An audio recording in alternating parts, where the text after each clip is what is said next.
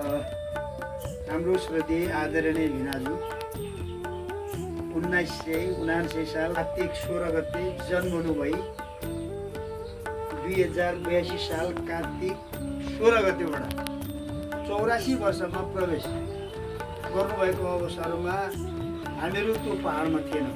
उहाँ पहाडमै हुनुहुन्थ्यो, प्रवेश गरिहाल्नुभयो। अब अहिले चाहिँ स्वास्थ्य परीक्षण लगायत भेटघाटको सन्दर्भमा झापा आइपुगेको र आज ठुली भान्जी ठुला ज्वाइँ निवास बुद्ध शान्ति 3 भान्जी ठुली भान्जी गङ्गा निरौला चापागाई प्रेम चापागाई निवासमा आएर त्यो 16 गते प्रवेश गरेको भए पनि महिना चाहिँ आज अन्तिम हुँदैछ। हामीले त्यो समयलाई छोपेर त्यो महिनालाई छोपेर भए पनि भेनाजुलाई 84 को शुभकामना प्रदान गर्न स्वास्थ्य लाभको कामनालाई आएका छौँ।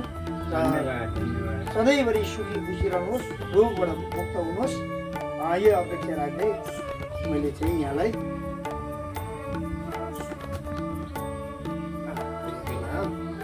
ल एकदम जय होस्।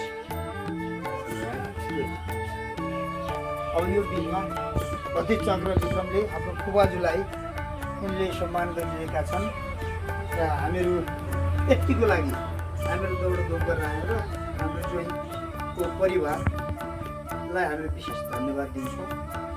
एउटा बुवाको स्वास्थ्य परीक्षणको सन्दर्भमा आएको बेला हामीहरूलाई पनि भेटघाट गर्ने चौतारी बनिदिनु भएको छ।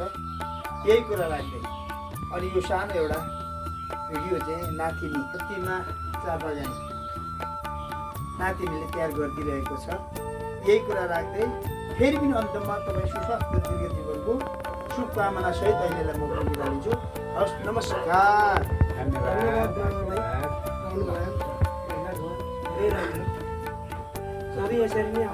अब यो सन्दर्भमा 84 वर्षको सन्दर्भमा आफ्ना आफन्त स्वदेश विदेशका सबैलाई अहिले स्वास्थ्यको राम्रो सुधार पनि भएको छ। सबैलाई के भन्न चाहनुहुन्छ मैले भिनाजुलाई अलिकति आग्रह गरेँ।